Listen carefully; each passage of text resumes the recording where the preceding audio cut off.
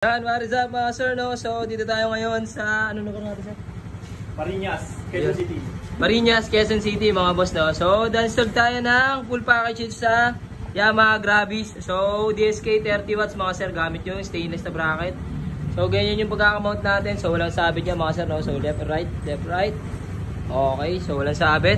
Tapos, sinisunod din natin si sir ng tie switch version. Ano pala? Under glow light sa shifting. Yan, okay. So, dito yung mga switch. So, walang tie switch ang mga MIUI. Yan, okay. Tapos, heavy duty na switch yung gamit natin. Ito yung para sa dual horn setup mga sir, no? So, pag nakaganyan, stock. Okay, pag diniinan, saka mag-activate yung rapid. Okay, tapos dito naman yung PIA horn with rapid horn setup, tapos rapid combo lights mga sir, no? Okay, pag diniinan, rapid. Okay.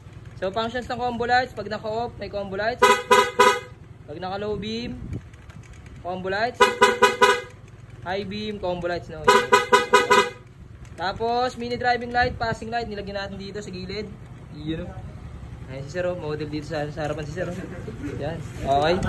So, pag naka-off, passing light. Dami pera ni boss, oh. Sana wala. Low beam, passing light.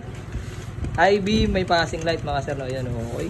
So, pakita ko sa inyo sa harapan kung ano yung itsura ng full package natin sa Mio Gravis mga bossing, no? So, meron tayo sa page ng Mio Gear.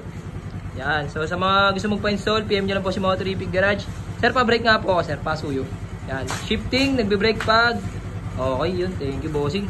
Yan. Pabitaw ako ng brake, sir. Yan, okay. Thank you so much, bossing. Yun, no? So, yan si bossing. So, sa lahat na gusto magpa-install, PM nyo lang po si Motorific Garage. Yes, sir.